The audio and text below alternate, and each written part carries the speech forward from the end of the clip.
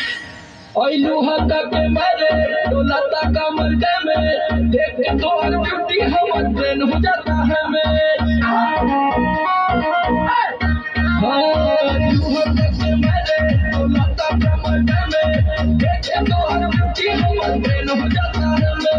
कहीं कितना सैया कर ले मोर सजैया ढूंढ दहले देह जाके जाई से रजैया छीन देला जहिया मुसलम बलम आके बलम आके बलम आके बलम हाय बलम बलम मत बलम हाय बलम बलम मत बलम धक्के जैसे लाल के बलम आके बलम आके बलम आके बलम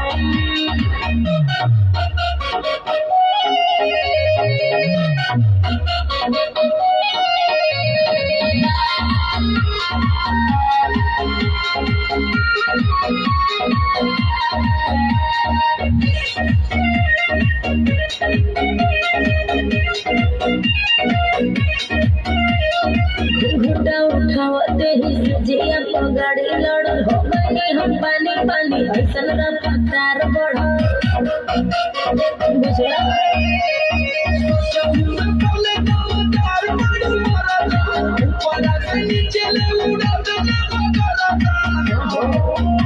जब धने कवारी मोर बढ़ावे करारी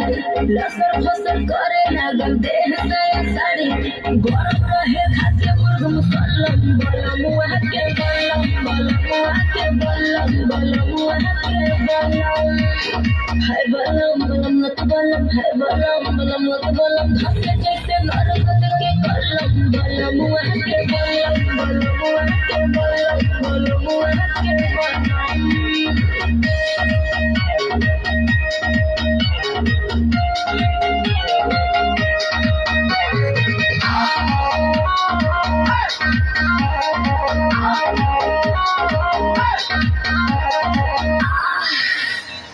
एक बार भइल न भोरेले कई बार गइल बुआ के साइज हमर बढ़ी के अनार भइल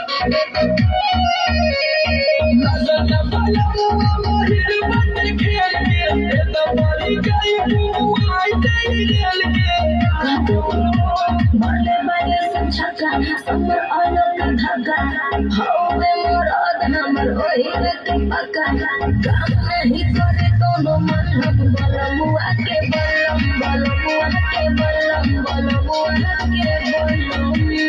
हाय बलम बलम के बलम हाय बलम के बलम जियो गेला गहिया मुसलम बलम आके बलम आके बलम आके बलम